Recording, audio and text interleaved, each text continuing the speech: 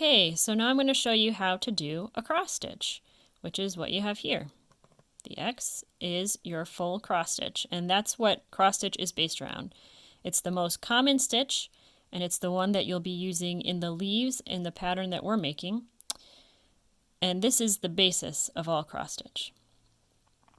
So you can see what I've done here is we have 4 holes. I stretched them out just a little bit for this example so that you can see them better. 1, 2, 3, and 4. And this is where we're going to put our next cross stitch. So what's going to happen is we're going to start from underneath and come out here at number 1. If you refer to the printed sheet that I gave you, you'll be able to see this is labeled as hole number 1, so we'll be coming out here, going up to number 2 here from up above, from underneath coming out 3, and ending here, come down in 4. So going from underneath, we're going to start down in the bottom left-hand corner, which is labeled as number 1 on the picture, the basic stitching image. And you'll pull your thread all the way through. You want it to be taut, but not very tight. You don't want to stretch the fabric. And then you'll go down through the top right. And pull your thread all the way through. You want to try to do this somewhat slowly because if you do it too quickly, you could end up with a knot in your thread. And then from underneath,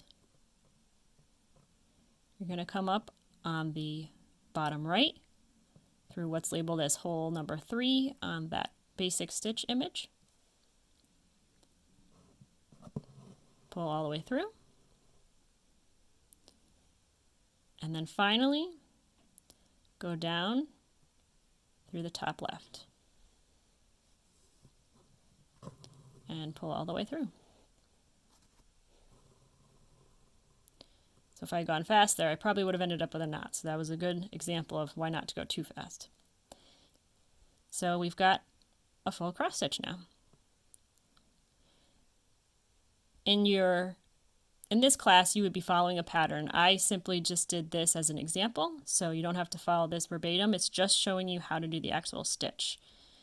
So you want to try to do your stitches uniformly in the way that we just did, and I'll show you that again. So come up. We've got another set of holes here. 1, 2, 3, 4.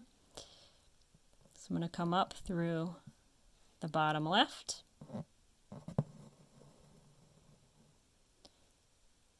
Go down through the top right.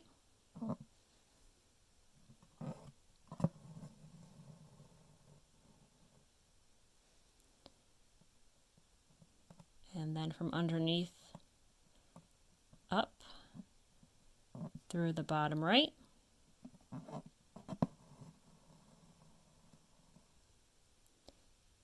And then down through the top left.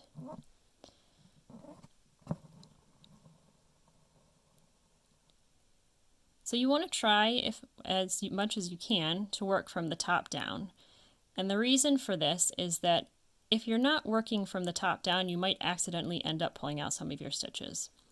So an example is if I wanted to stitch this here, if I wanted to make a cross stitch in these 4 holes, and I started in the bottom left, that was where we actually just recently stitched.